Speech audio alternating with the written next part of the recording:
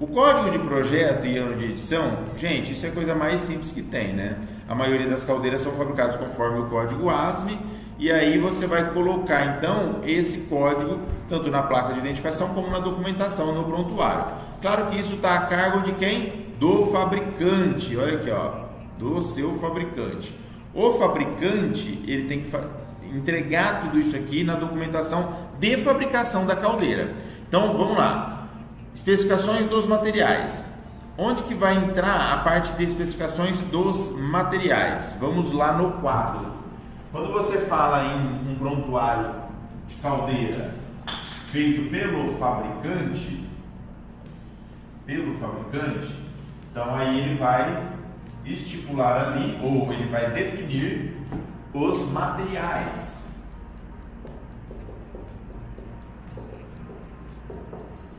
Agora é o seguinte, como que o fabricante ele vai fazer para definir os materiais? Conforme o item lá fala, além do código de fabricação, ele precisa também a especificação dos materiais. Os materiais ele vai de acordo com o quê? Com a temperatura. Ele tem que levar isso em consideração. Ele vai ter que levar outro parâmetro em consideração, que é a pressão máxima. Certo? E ele vai levar também em consideração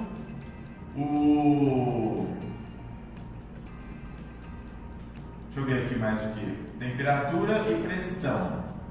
Se ele levou em consideração a temperatura e a pressão, ele já definiu. É só esses dois. É isso aqui. Por quê?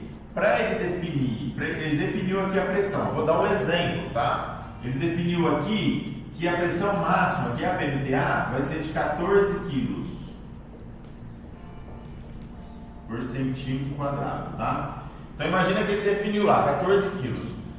Quando ele fizer os cálculos, né, que é um outro item que pede lá, quando ele fizer os cálculos, ele vai ver que para suportar 14 kg, certo? O material ele tem que ter uma classe, uma tensão, né, de resistência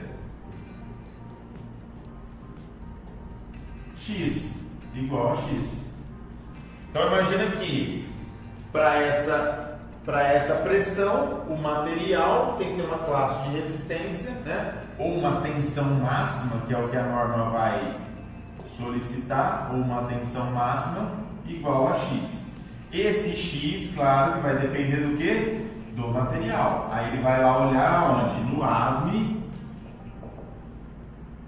2D, certo? Lá no ASME 2 de Metric, ele vai achar então qual é o material que vai se encaixar para ele suportar essa pressão. Ah, Marcos, mas aí qualquer material suporta essa pressão. Então vamos falar que a pressão daqui não é 14. Vamos falar que é uma pressão muito mais alta. Vamos falar que é 90 kg de pressão.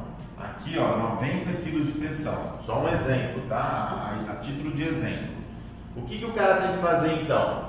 Ah, mas qualquer material também atinge isso aqui. Basta eu aumentar a espessura. Então imagina lá. Ah, então se eu tiver uma espessura, tá dando para vocês enxergarem, né? Tá, né? Beleza. Se eu tiver uma espessura, por exemplo, de 16 milímetros de um ASTM A516, vamos deixar assim só para que vocês entendam. Então, uma espessura de 16 milímetros 516, ele suporta até...